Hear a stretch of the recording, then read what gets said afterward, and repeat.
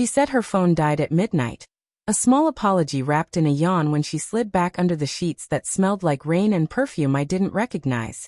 And I told her it was fine because that's the word you reach for when the truth is a locked room and you don't yet have the key.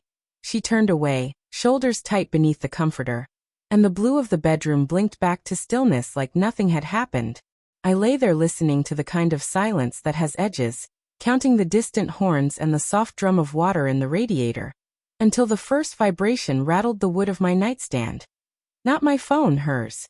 Not actually hers, but the old iPad we never got around to unlinking from her Apple ID. The one with a cracked corner that lived under a stack of magazines I kept meaning to throw away. It lit the room in a narrow rectangle, a ghostly theater screen. And my name was not the one starring on it. The text came from a contact saved as R, which is the sort of initial you choose when you think you're being careful.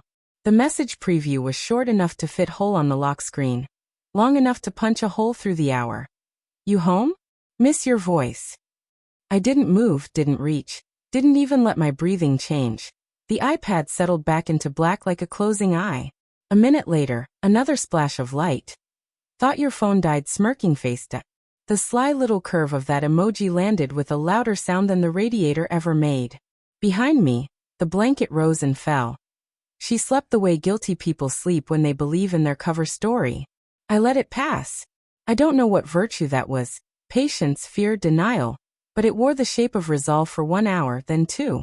At 12:37 a.m., another vibration. A photo this time. The thumbnail was too small to make out more than a smear of candlelight and the outline of 2 hands, joined across a table. In the corner, a half-seen profile that wasn't mine. No caption. He didn't need one. Men like R have a talent for negative space. I waited. Cowardice or strategy, it doesn't matter what you call it when you stay still at the precise moment movement would change your entire life. The iPad lit again at 12:41. Same place tomorrow? I'll make sure the battery lasts. I reached then, slow as animal caution, and slid the tablet free like I was disarming a trap. The lock opened to her birthday because some ironies arrived pre-packaged. Message threads bloomed like a garden I hadn't planted, but was expected to tend. It wasn't just tonight. The scroll bar shortened into a confession in inches. Weeks of late-night check-ins, stolen lunch snapshots. Voice notes punctured with laughter I recognized, the kind that crinkles her nose and lifts the corner of her mouth like a flag. He called her Blue, the color not the mood, a private nickname born of the dress she'd worn on some afternoon I had not been invited to witness. She called him R until 2 weeks back she tried Ryan, once and then switched back, as if the full name had felt too heavy on the tongue. His texts were the kind of sentences you write when you think you're safe. Future tense plans told in present tense boldness. Hotels, a weekend workshop. A joke about how my gullibility could be measured in kilowatts. I took screenshots the way you pack a bag when the fire alarm won't shut up. Photo. Photo. Photo. Sly innuendo. Brazen instructions. A map pin dropped into a thread with a timestamp and a caption. Tomorrow. Room 415. Use side entrance. My throat did a thing I'd never felt. Not sobbing, not choking, a tightness that was mostly anger singing through blood. She rolled over then, hair spilling across the pillow, face softened into a version of her I used to know. I put the iPad back, dark-faced and innocent. Morning made her honest in small ways. She hummed when she was content, clattered drawers when she wasn't. Today there was a studied quiet, the kind that mistakes composure for virtue. Phone died, she said again, a gentle reprise, as if saying it twice made it truer. Of course, I said, and kissed her forehead like a goodbye no one had the language to name. She left mid-afternoon with a tote bag big enough for files and small enough to pretend it couldn't hide overnight. Client dinner, she offered, and I nodded because I wanted her to believe in my belief a little longer. When the door closed, the apartment exhaled. I set the iPad on the coffee table and watched the 3 dots of a typing bubble appear and vanish, a nervous creature. I wasn't going to storm the room or drag a chair across a hotel lobby. I had learned last night that betrayal doesn't need witnesses. It needs mirrors. I forward-synced the messages to my email, a neat, ugly archive. Then I did something so simple it felt like cheating. I opened the Photos app and cast the album to the TV. hid the screen behind a muted screensaver of our trip to Murray, and set an automation I'd never used. When her phone connected to our Wi-Fi, the TV would wake and resume the last album. Technology has a talent for obeying quietly. It's people who kick and waver. Evenings stretch like taffy.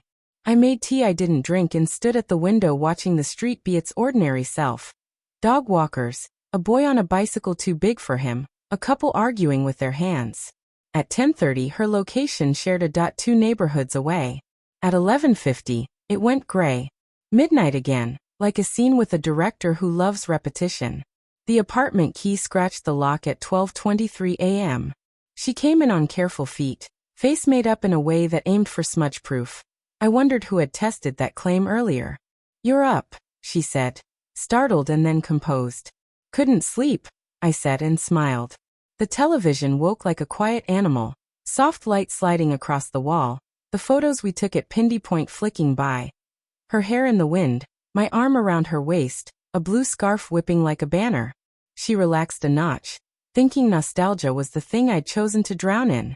The automation caught up to itself, and the next slide wasn't mountains or smiling strangers.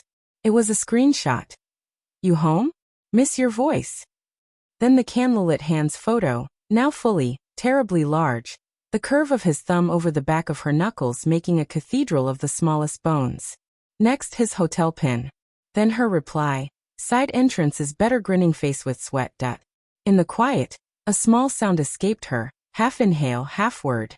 "What is?" she began, and then she didn't finish it because she finally understood that questions are sometimes answers with worse timing. I didn't look at her. I watched the sequence like a stranger, and saved the kindness of eye contact for a person who hadn't made me into an unwilling audience. "My phone died," she said again, but softer now, as if the sentence was ashamed of itself.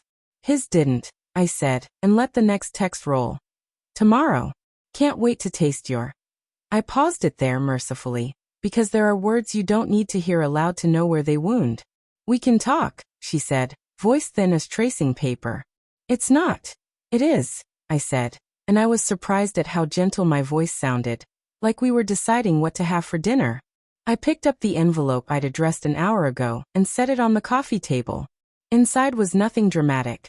No ring, no key, just a list of the accounts and the lawyer's card a friend had recommended 2 years ago when his life broke in half.